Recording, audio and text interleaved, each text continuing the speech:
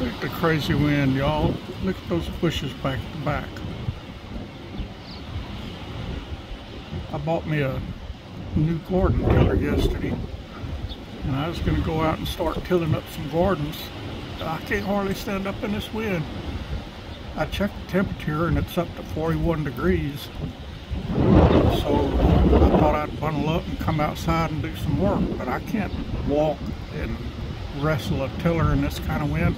I didn't think to check the wind when I checked the weather out this morning.